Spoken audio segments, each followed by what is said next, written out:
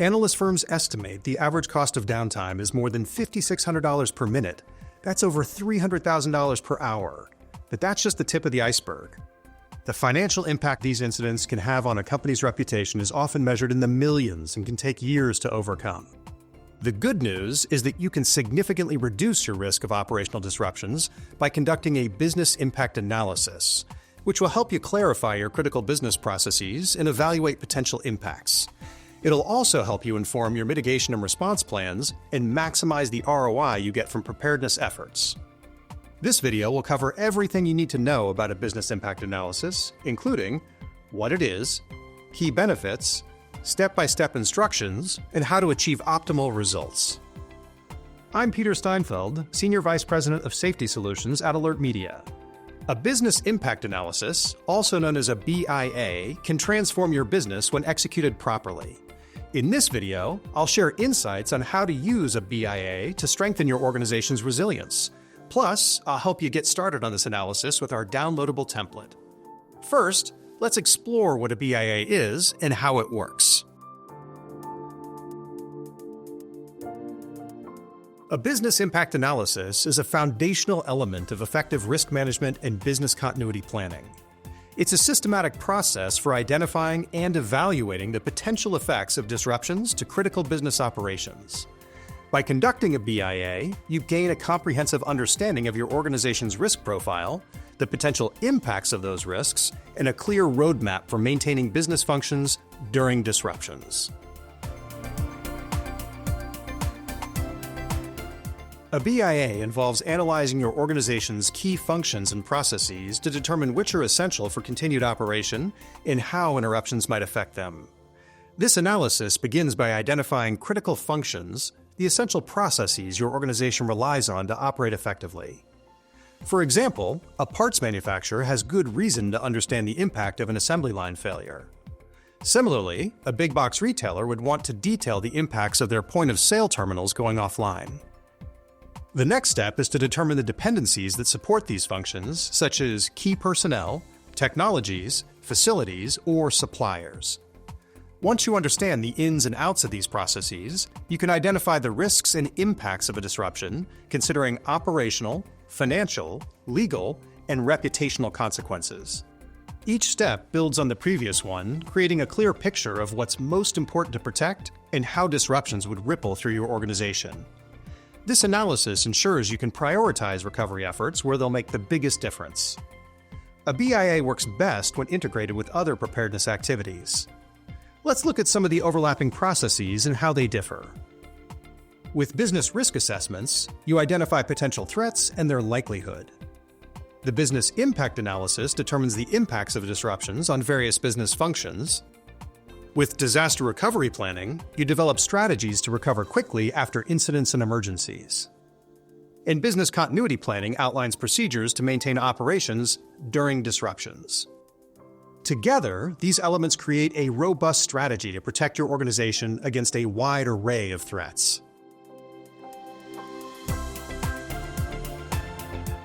There are countless benefits of facilitating BIAs. Some of the most impactful include the ability to minimize downtime and revenue loss, enhance operational resilience, maintain compliance, protect your reputation, and improve decision-making.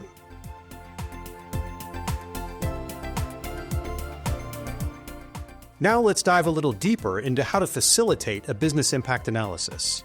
Typically, you'll want to complete these 9 steps to effectively mitigate various disruptions.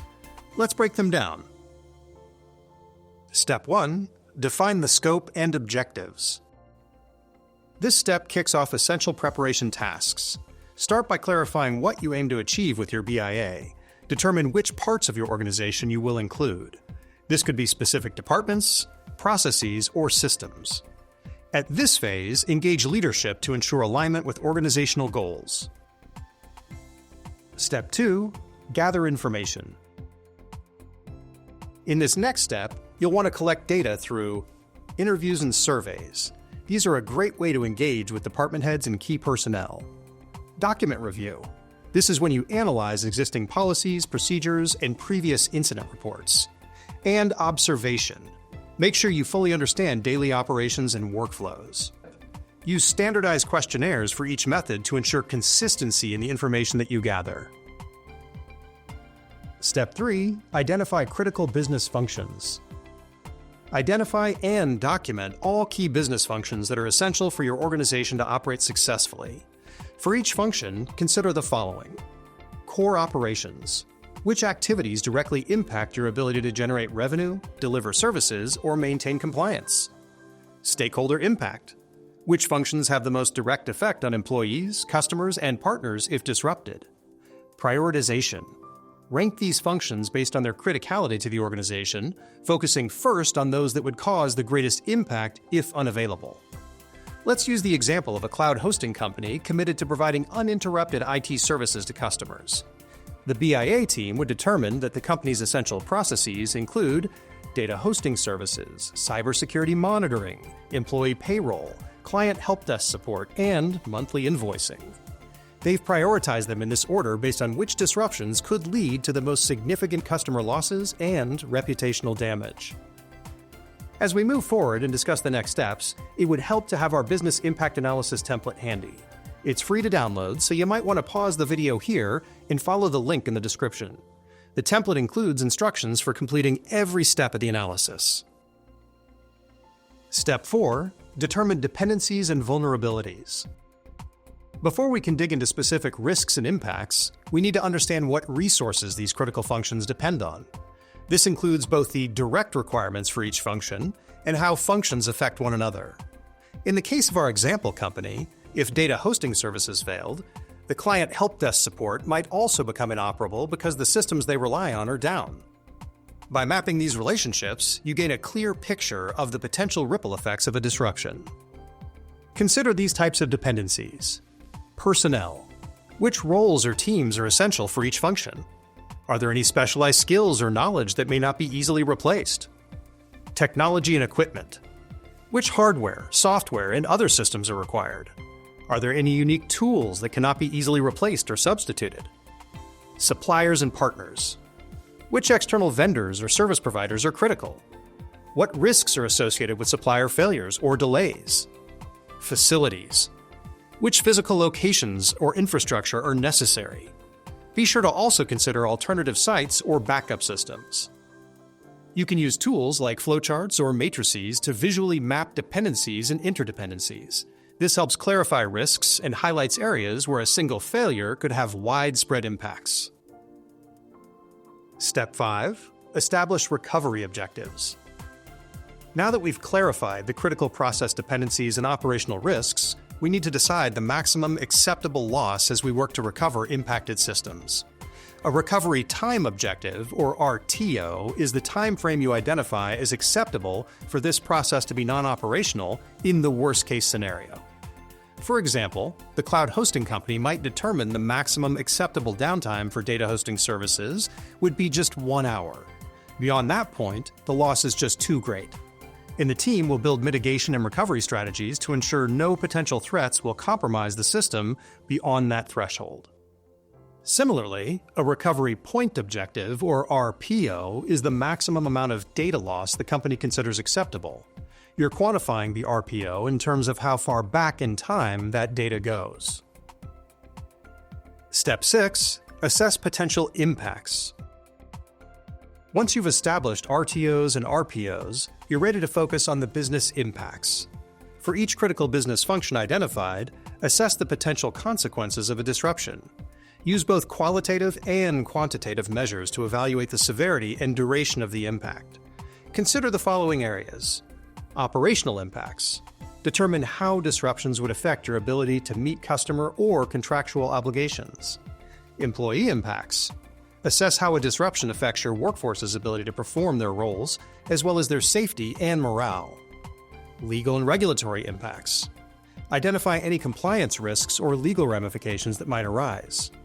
Reputational impacts. Evaluate how stakeholders might perceive a disruption and its potential effect on trust and brand image. Financial impacts. Estimate lost revenue, increased operating costs, or penalties due to downtime. Use impact scoring to quantify these factors and prioritize the most critical risks. Here's how our example company might quantify the impacts on their highest priority processes on a scale where 1 is the least impact and 5 is the most. Downtime for both data hosting services and cybersecurity monitoring would mean significant operational, legal, and reputational impacts. And the potential financial impacts are incentive to focus on defenses and response plans. You can't do everything at once, so you need to prioritize your efforts based on the vulnerabilities that could lead to the most significant impacts. Step 7. Develop resiliency strategies. Once you've identified critical business functions, assessed their dependencies, and evaluated the potential impacts of disruptions, the next step is to design targeted recovery strategies. These strategies should outline how your organization will prevent disruptions, respond effectively, and restore operations as quickly as possible while minimizing further risks and costs. Here are some of the strategies you might consider. Prevention measures. These are the actions you can take to reduce the likelihood of disruptions or mitigate their impact before they occur. Contingency plans. These are your backup procedures or steps you'll take to maintain operations during a disruption. Resource allocation. This means prioritizing the people, equipment, and budgets necessary to implement your recovery efforts. Backup systems and redundancies. These are the systems or alternate sites that can immediately take over operations in case of failure. Communication protocols. This involves determining how you'll keep employees, customers, and stakeholders informed throughout the recovery process. Vendor and partner coordination. Here, you'll align with external vendors and partners to ensure their actions support your recovery plans. It helps to consider specific disruptive scenarios to ensure you have detailed response plans. For example, strategies to overcome a cyber attack would look different than recovery strategies for a natural disaster, even if similar processes are impacted. As you consider various scenarios, you can also ensure recovery strategies align with RTOs and RPOs, which you establish to meet organizational priorities and risk tolerance. By developing robust recovery strategies, you equip your organization with the tools and processes to respond to disruptions quickly, minimize losses, and maintain stakeholder confidence. This step is critical for turning your business impact analysis into actionable resilience planning. Step 8. Document the BIA. With all the work you've done up until this point, you need to make sure it counts. Compile your findings into a comprehensive report that includes an executive summary, methodology, detailed analysis, and actionable, measurable recommendations. Ensure the report is clear and accessible to all stakeholders. Remember, this process is only as valuable as the actions that follow. You need to document the problems to make way for solutions. Step 9. Regular review and updates. A BIA is not a one-and-done exercise. Revisit and update regularly to reflect changes in operations, new threats or risks, and lessons learned from incidents. Schedule reviews of your business impact analysis annually or whenever significant changes occur. Ongoing BIA maintenance also includes implementation and testing to ensure recommendations are practical. You can test your recovery strategies with tabletop exercises and drills, and you can use the results of these tests to refine your plans. Training and awareness are also critical to ensure teams are aware of their roles and responsibilities, recovery procedures, and communication protocols. The same drills and exercises that test your recovery strategies will also reinforce employees' knowledge. In these exercises, you can also engage external partners, such as suppliers and emergency services, to ensure a coordinated response. AlertMedia's BIA template is a great tool for ongoing updates to your analysis and response strategies. You'll find separate tabs for the process evaluation, impact analysis, and strategy development. Whether you're new to the BIA process or looking for ways to enhance an existing analysis, our template provides a structured but adaptable framework.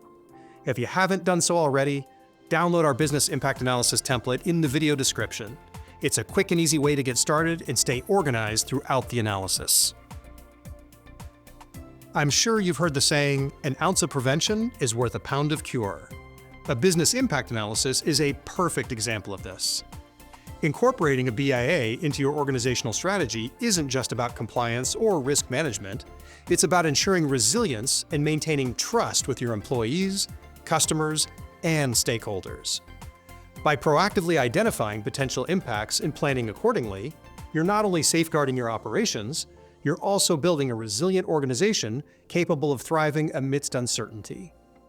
If you have any questions or need further assistance on BIAs, feel free to reach out to us at Alert Media. We have a team of experienced professionals who can help you build or strengthen your company's risk and resilience programs, no matter its size, location, or industry.